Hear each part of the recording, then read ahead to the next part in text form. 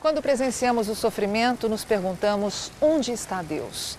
Principalmente se o sofrimento atinge uma criança, atinge uma pessoa boa, uma pessoa inocente que sofre alguma injustiça, uma catástrofe que afeta milhares de pessoas, ceifando milhares de vidas. Onde está Deus nessa hora? Esse é o assunto que o Dr. Mauro Braga aborda na classe bíblica de hoje. Bom, esta semana parece que o país todo foi surpreendido com uma tragédia pela televisão. Um jogador de futebol, de repente, caminhando, cai, fulminado e morre com um ataque cardíaco. E parece que a televisão não fala de outra coisa a semana, há um certo sensacionalismo, mas a verdade é que algumas perguntas ficam no ar. Algumas perguntas ficam sem resposta para muita gente. E essa manhã eu queria convidá-los para a gente analisar um pouquinho essa questão do sofrimento, da morte, das doenças. E a primeira questão que surge é uma pergunta simples. Será que o sofrimento, a doença, é um castigo de Deus? Esse rapaz que faleceu, o jogador de futebol, depois chegaram algumas informações a respeito dele e da vida dele. Um jovem de 30 anos que, com o seu salário, ele sustentava 10 irmãos. 10 pessoas da família dele dependiam dele. Parece que é uma unanimidade entre os colegas e companheiros de trabalho que ele era uma excelente pessoa, um grande pai, um bom marido. E aí algumas pessoas se perguntam, mas Senhor, por quê? Se tanta gente dependia dele. Por quê? Vocês já pararam para pensar também que normalmente as tragédias, elas interrompem os nossos sonhos na melhor parte? Nunca estamos preparados para as tragédias, para o sofrimento, para uma doença. Nunca estamos preparados. E às vezes nos nossos questionamentos, acabamos jogando a culpa sempre em alguém. Você sabe em quem? Em Deus. Os carteiros estavam no correio recolhendo as cartas para enviar, e uma carta chamou a atenção deles. No endereçamento, a carta estava endereçada a Deus, endereço, céu. Eles acharam aquilo estranho e resolveram abrir a carta. Como é que eles vão mandar uma carta para o céu? Abriram e viram que se tratava da carta de um menino, um garoto, que relatava ali o problema que a família estava vivendo, o desemprego dos pais, e ali ele pedia a Deus que, por favor, ele ouviu o pai dizer que tinha contas para pagar e que precisava de R$1.000. E aquele garoto, na sua inocência, escreve para Deus e pede se Deus podia enviar esse dinheiro para ele. E os carteiros se condoeram com aquilo, se cotizaram, se reuniram e conseguiram reunir R$800 em dinheiro, colocaram no envelope, fecharam e devolveram para o remetente. Uma semana depois, uma nova carta endereçada a Deus no céu. E eles abriram e o menino dizia assim: Senhor Deus, muito obrigado por ter atendido a minha oração, mas da próxima vez o Senhor manda em cheque, porque o safado dos carteiros roubaram R$200.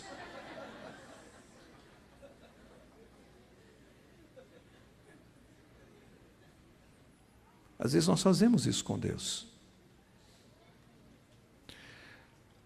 Por que eu, Senhor? Essa é a pergunta. Por que justo comigo? Você já ouviu essa pergunta? Eu já ouvi dentro da igreja diversas vezes, muitas vezes eu já ouvi. Por que justo comigo? Há algum tempo atrás eu li um livro chamado Doença é Castigo, do pastor Ruben Sheffield. E nesse livro marcou para mim uma experiência que ele relata de um jovem casal com pouco mais de 20 anos, atuante na igreja, casados há pouco tempo, e a esposa, ao fazer um exame, descobre que está com câncer. E aí ele vai relatando aquela tragédia que nós já conhecemos.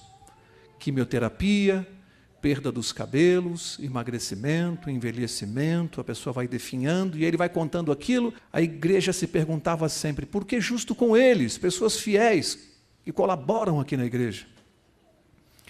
E essa jovem, quando estava já na fase terminal, recebia visita de algumas pessoas da igreja, e no livro o pastor relata alguma destas visitas.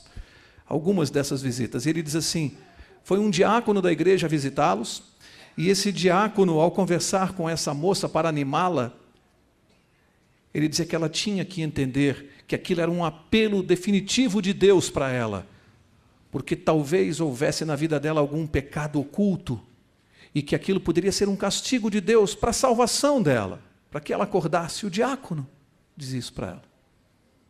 Quem sabe você tem um pecado oculto na sua vida e você tem que remover esse pecado para você se salvar. E aquela moça sofrendo com a quimioterapia, com a doença, com o desespero, ainda ouve que aquilo é um castigo de Deus. No dia seguinte, uma viúva da igreja vai visitá-la. E essa viúva começou a dizer que ela tinha que ter mais fé, ela tinha que orar pela cura. Ela tinha que orar com fervor. E aquela viúva dizia assim para ela, se você não obteve cura até agora, talvez é porque lhe falte mais fé. E aquela moça, no seu sofrimento, perdendo a vida na quimioterapia, já sabia que ela estava sendo castigada por Deus e agora ouve também que não tem fé. E continuavam as visitas, e uma nova senhora foi visitá-la. E depois de orações, a senhora disse, olha, você precisa entender os planos de Deus para a sua vida. Você deve louvar a Deus também pelo sofrimento. Louve a Deus por esse sofrimento. E aquela mulher, aquela moça agonizando, pensava, meu Deus, já não basta estar sendo castigada por Deus, já não basta descobrir que eu não tenho nem fé, ainda devo louvar a Deus pelo sofrimento que estou passando. Por fim, o pastor da igreja vai visitá-la. E o pastor, após a oração, diz a ela, sabe, isso que está acontecendo com você, irmã, não é à toa. Você é uma pessoa muito forte, você está servindo de testemunho para outros irmãos. A sua doença, a sua enfermidade é um testemunho para o mundo cristão. E aquela jovem pensou, meu Deus, que Deus é esse que escolhe logo a mim para dar esse testemunho tão grave? E aí surge a pergunta, qual dos visitantes estaria com a razão? Resposta difícil, não é? Resposta difícil. Sabem, todos atribuíam a responsabilidade a Deus. Pode analisar os 4 argumentos. Sempre Deus é o responsável pelo que estava acontecendo com ela. Os 4 atribuíram a responsabilidade a Deus. E a pergunta é, mas Deus não é o soberano do universo? Vamos ver, abra sua Bíblia, Mateus, capítulo 10. Vamos examinar isso mais detidamente. Mateus, capítulo 10, verso 29. E aqui está escrito, não se vendem 2 passarinhos por um asse, e nenhum deles cairá em terra sem o consentimento de vosso Pai. E muitos dizem assim, nada neste mundo acontece sem o consentimento de Deus. E daí deduzem, portanto Deus é o culpado, porque isso não aconteceria se Ele não estivesse permitindo isso na sua vida. Isto é uma meia-verdade. Realmente, de fato, neste mundo nada acontece sem o consentimento de Deus. Mas Deus não é o gerador dos fatos que Ele concede. E aí, as pessoas ficam se batendo nessa questão, então por que Deus permite o sofrimento? Qual a razão, se Ele tem todo o poder? Por que Ele permite isso? Para entender o sofrimento, irmãos, primeiro é preciso entender Deus. É o que nós vamos fazer rapidamente aqui essa manhã. Para entender o sofrimento é preciso entender Deus. Não tente analisar o sofrimento nem buscar respostas para este mistério sem primeiro buscar conhecer Deus. Entender a Deus, conhecer o seu plano, o seu raciocínio, a sua maneira de pensar. Só depois disso você vai começar a tentar entender o mistério que há por trás do sofrimento, porque há muito mistério. Sofrimento é castigo? Sim ou não? Estou vendo gente em dúvida aqui. Alguém disse, às vezes é. Nós vamos ter que sair daqui esta manhã todos com a mesma resposta. Não por aquilo que eu vou dizer, por aquilo que a palavra de Deus vai dizer. Porque isso é fundamental na nossa mente. Porque nenhum de nós que está aqui esta manhã está livre de sair daqui e enfrentar uma tragédia aí fora. Nenhum de nós está livre de estar trabalhando e cair fulminado como este jovem jogador. Nenhum de nós está isento. E é preciso que nós compreendamos isso. Então, será que sofrimento é castigo de Deus? Olha, tem gente pensando que Deus está punindo os homens agora. Porque castigo é punição. Tem muita gente que pensa assim, mas os próprios demônios sabem que não. Os próprios demônios sabem que não. Você quer ver isso? Mateus, se você está no capítulo 10, veja Mateus capítulo 8. Mateus 8. Vou ler o verso 28. E diz assim: tendo eles chegado ao outro lado, à terra dos Gadarenos, saíram-lhe ao encontro 2 endemoniados, vindo dos sepulcros. Eram tão violentos que ninguém podia passar por aquele caminho. De repente gritaram: que temos nós contigo, Jesus, Filho de Deus? Preste atenção agora. Preste atenção, o que os demônios disseram.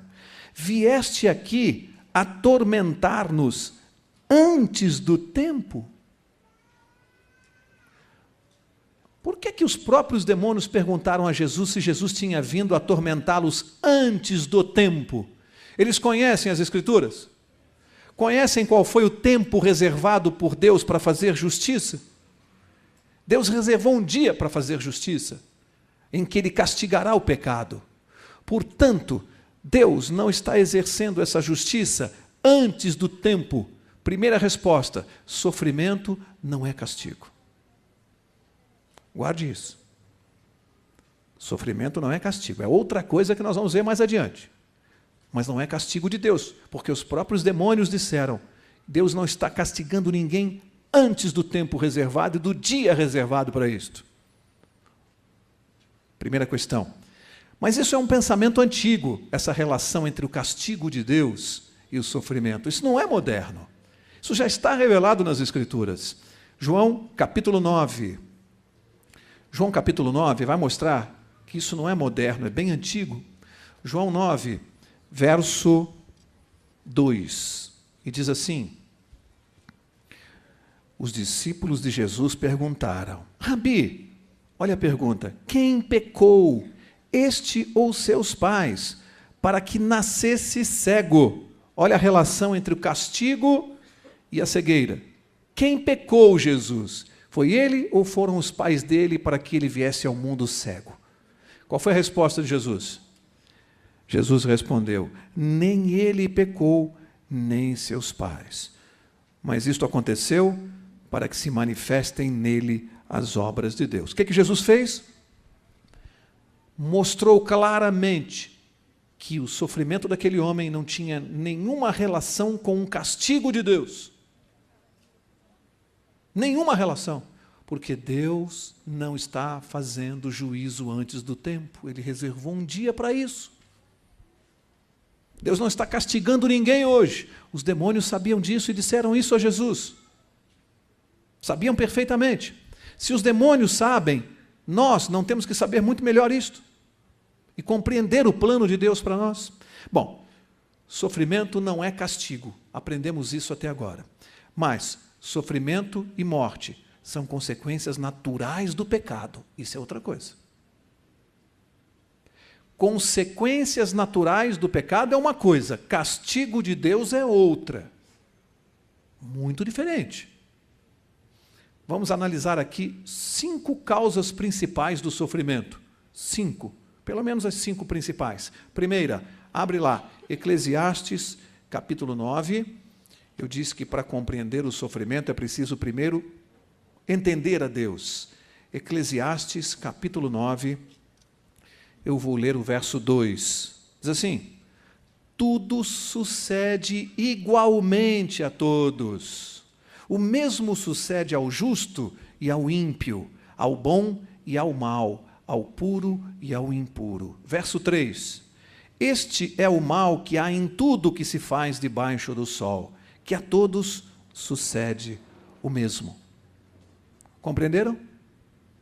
O mal, ele tem na sua raiz algo de tão desastroso que uma das suas maiores consequências é que ele atinge os justos e os injustos. É uma das características do mal é esta. O mal só é mal quando ele atinge os bons. E quando o mal só atinge os injustos, os ímpios, ele não é mal, ele seria justiça.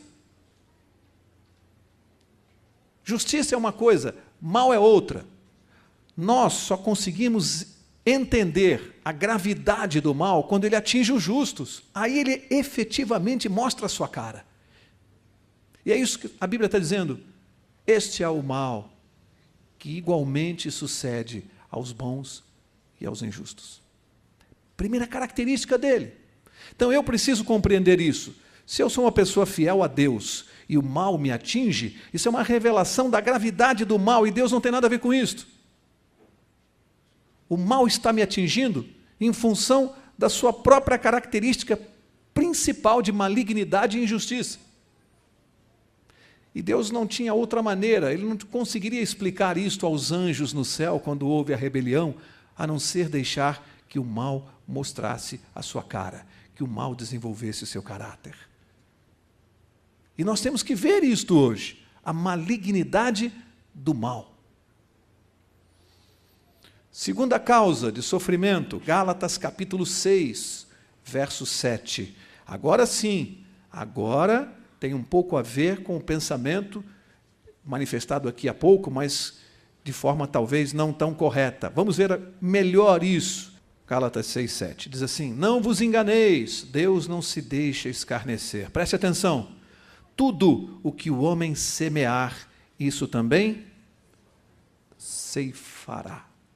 Irmãos, aqui é uma lei simples, lei da causalidade, causa e efeito. Tudo que o homem plantar, ele vai colher. Doença não é castigo, doença é consequência de uma má escolha. Já vamos ver isso adiante já já. Eu colho aquilo que eu planto. Frequentemente é o próprio homem que aciona a causa. Ele aciona a causa e depois fica pedindo para Deus remover as consequências. Eu disparo a causa e peço para Deus tirar as consequências do que eu fiz. E Deus está dizendo, não, as consequências devem ficar. Excepcionalmente, em circunstâncias muito raras, Deus poderá até retirar as consequências. Mas Ele nunca prometeu isso. Jamais prometeu. Então eu preciso saber que muitas vezes eu estou colhendo o que eu mesmo plantei. Vou dar um exemplo aqui. Eu, como cidadão, se eu desrespeitar as leis da sociedade, eu vou colher uma consequência. Qual é? Eu posso ser preso. A prisão é uma consequência do desrespeito às leis sociais. Se eu desrespeitar leis de trânsito, qual será a consequência? Uma multa, um acidente.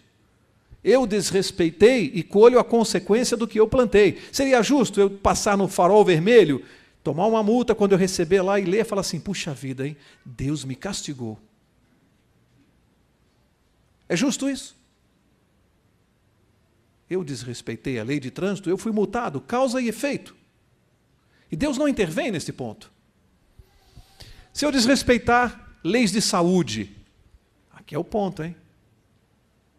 Aqui é o ponto. E se eu desrespeitar leis de saúde em relação a alimentos impuros, a bebidas, a uma série de coisas que a Bíblia recomenda que eu não faça. Se eu fumar, amanhã eu tenho um câncer no pulmão e eu vou dizer assim, puxa vida, só porque eu fumei, Deus me castigou.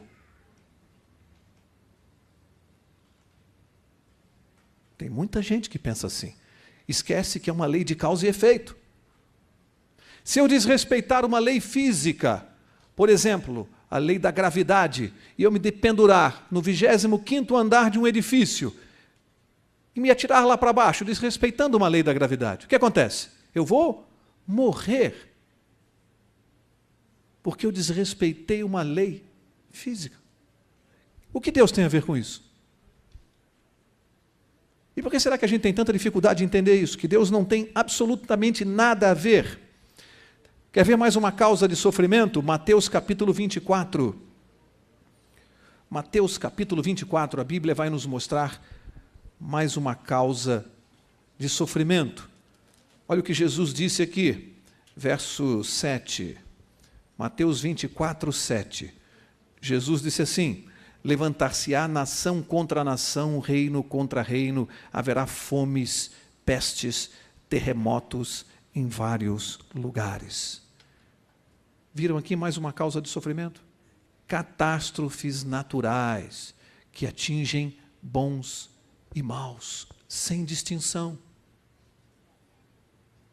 Podem nos atingir sem nenhuma distinção, porque Jesus disse que esses seriam sinais do fim dos tempos. Não são provocados por Deus. São catástrofes que podem nos atingir. E aí, tem uma lição para mim aqui. Porque o cristão tem mania de achar que cristianismo é apólice de seguro. Vou ser cristão, aí eu adquiri uma apólice de seguro, nada mais vai me acontecer. O cristianismo não é apólice de seguro. Eu tenho que estar nesse mundo entendendo que, por trás do que eu estou vendo, no pano de fundo, existe um grande conflito que está se desenvolvendo, e eu sou parte dele, e eu preciso compreender como funciona esse conflito. E que eu posso ser atingido injustamente, mas que a minha vida eterna está garantida. Os meus olhos têm que estar voltados para a eternidade e não preocupados com o que está acontecendo aqui. Porque eu estou no meio do conflito. Se você está numa guerra, a qualquer momento você pode ser atingido por uma bala perdida. Mas se eu estiver preparado nesta guerra, isso não vai afetar a minha vida eterna, porque os meus olhos estão fixos no conflito. Então não adianta ficar questionando, mas Senhor, por quê? Por que aquela catástrofe? Está na Bíblia. Eu preciso entender o que está acontecendo. É uma guerra, é um tiroteio. E nós estamos no meio. Vamos ver mais uma causa de sofrimento? Nós estamos em Mateus capítulo 5. Mateus capítulo 5. Vou ler o verso 10. Diz assim: bem-aventurados os que sofrem perseguição por causa da justiça, porque deles é o reino dos céus. Qual é mais uma causa que a Bíblia dá para sofrimento? Perseguição por causa da justiça. Significa que o simples fato de eu ser um cristão, de eu me posicionar ao lado de Jesus, eu estarei sujeito a ser perseguido e a enfrentar sofrimento por causa da justiça de Deus. Está na Bíblia. Eu não estou isento. Pelo contrário, Jesus está dizendo assim, os que estão na frente de batalha, estes são alvos fixos. E dependendo das circunstâncias desta guerra, Jesus diz assim: eu estarei com você o tempo todo, eu vou te ajudar. A sua salvação está garantida, o que você tem de mais certo. Agora, eu não vou prometer que você não seja atingido por uma bala perdida. Isso Jesus não prometeu, porque isto é uma guerra. E eu preciso deixar essa guerra se desenrolar normalmente. Há um conflito. E se você compreender isso, Jesus está dizendo para nós: Mauro, se você compreender isto, você vai viver feliz, louvando o meu nome e despreocupado com essas coisas. O que você tem é que estar preparado, porque você não sabe se será atingido daqui a pouquinho. Esteja preparado. Já pensou, não fosse assim? Eu tenho uma apólice de seguro, fico aí brincando. Na hora que Jesus estiver para voltar e que eu achar que eu me arrependo. Esteja preparado a todos os momentos, a todos os segundos da sua vida. Aquele jovem que morreu no campo de futebol, nós não sabemos a vida espiritual dele. Estaria ele preparado? Eu oro que sim. Eu oro que estivesse. Mas se não estava, acabou para ele. Eu garanto a vocês que quando ele entrou naquele campo de futebol, jamais ele poderia imaginar que não chegaria em casa. Eu garanto para vocês, não fazia parte dos planos dele. Se fizesse, certamente ele não estaria ali. A grande controvérsia do universo. Eu não posso deixar de mostrar para vocês Jó capítulo 1. Já vimos isso tantas vezes, mas eu quero repisar mais um ponto aqui. Jó capítulo 1. É muito conhecido, mas eu quero mostrar apenas uma questão aqui. Nós já conhecemos bem essa história de Jó 1. Dentro daquela conversa entre Deus e Satanás, e vocês conhecem bem o contexto, Satanás se apresenta na presença de Deus com arrogância, e Deus diz: você viu lá o meu servo Jó, como ele me segue? E o que Satanás respondeu? É lógico que ele te segue. O Senhor compra o amor dele com bênçãos. O Senhor compra o amor das pessoas. Em outras palavras, o Senhor não tem caráter. O Senhor compra as pessoas com bênçãos e com amor. Mas prestem atenção o que Satanás diz para Deus. Verso 11, ele diz assim: mas estende a tua mão e toca-lhe em tudo o que ele tem, e ele certamente blasfemará de ti na tua face. Grave isso aqui, hein? Isso aqui é muito grave, hein? Ele acusou o caráter de Deus e o nosso.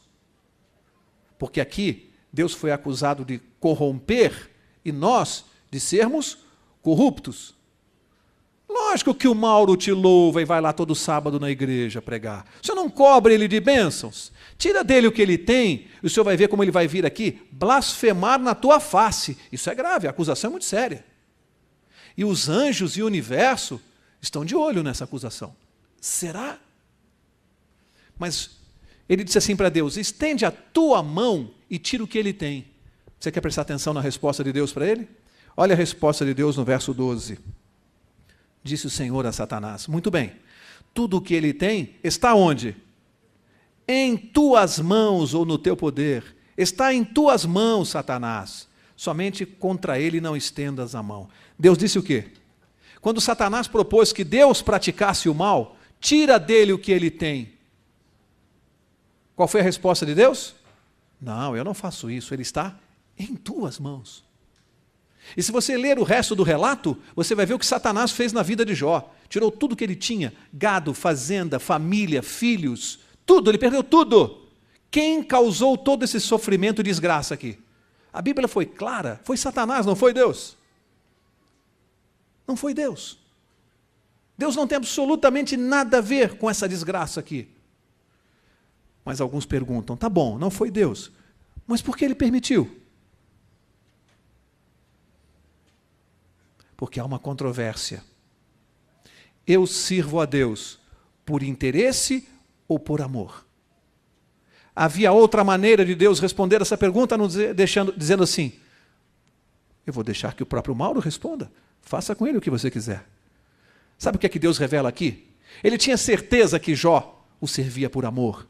Tanta que ele disse assim: pode fazer o que você quiser. Tanta certeza que Deus tinha.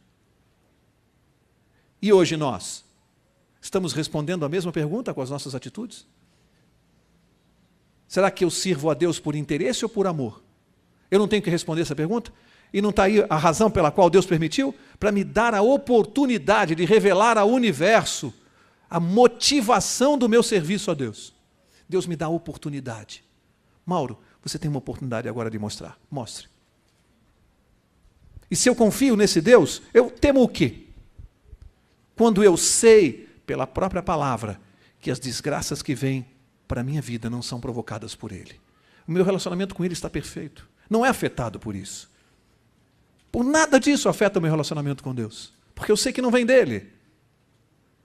Pelo contrário, eu estou aqui como pivô no meio desse conflito. E eu sou talvez a principal testemunha do céu. Eu sou testemunha do céu. Última causa de sofrimento. Hebreus capítulo 12. Existem outras, eu estou me referindo às principais. Hebreus capítulo 12. Vamos ler aqui o verso 6 de Hebreus 12. E diz assim: porque o Senhor, o que diz a sua Bíblia? Corrige a quem ama. Pode parar. Parece um contrassenso, né? Deus corrige logo a quem Ele ama, mas faz todo sentido. Quanto mais amor você tiver pelo seu filho, mais você vai se preocupar em corrigi-lo para o bem dele. Então a Bíblia está dizendo para mim também que o sofrimento também pode ser causado por uma correção de Deus na minha vida. Correção não é castigo. Correção é uma coisa, castigo é outra. Corrigindo, tratando comigo, lidando comigo, me fazendo aprender através disso.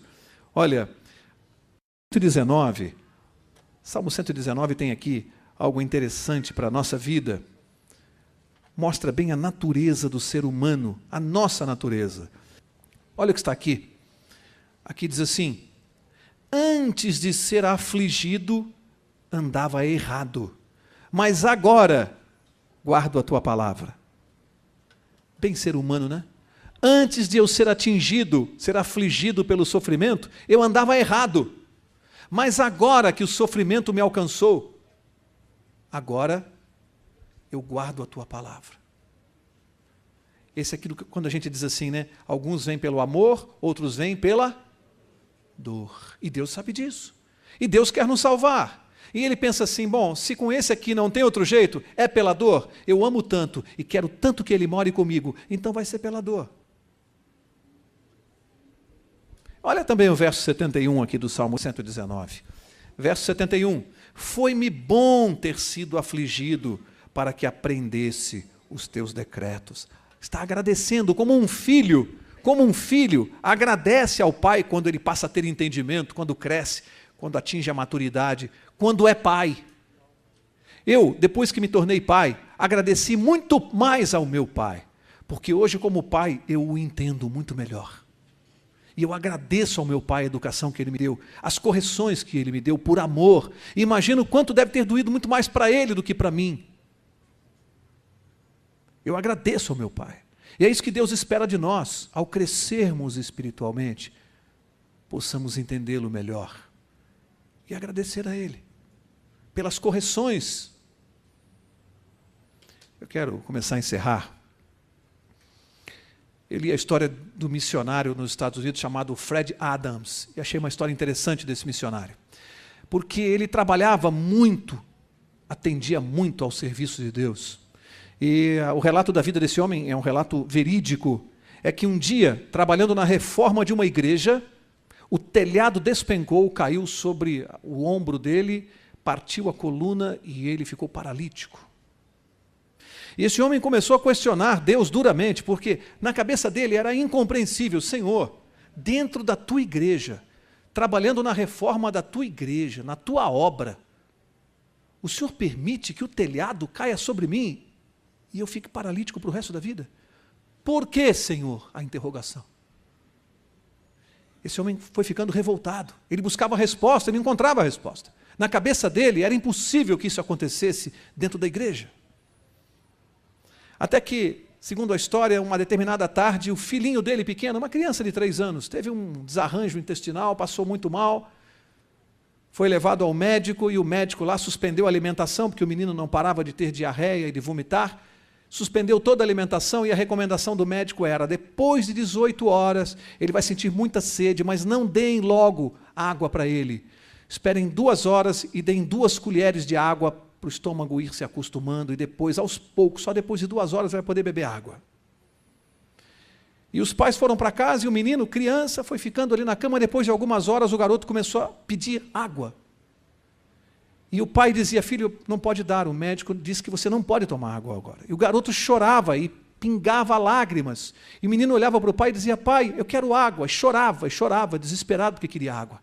E o sofrimento do pai ver que o menino queria água e não podia dar, porque era para o bem dele. E o pai seguiu a orientação do médico. Só que aquele homem paralítico, enquanto via a criança chorar, e o desespero dele de não poder fazer nada, ele entendeu a resposta de Deus. Que ele estava paralítico, sim, e Deus estava chorando desesperado, querendo que ele entendesse. Você vai compreender. Um dia você vai entender. E ele entendeu o sofrimento de Deus.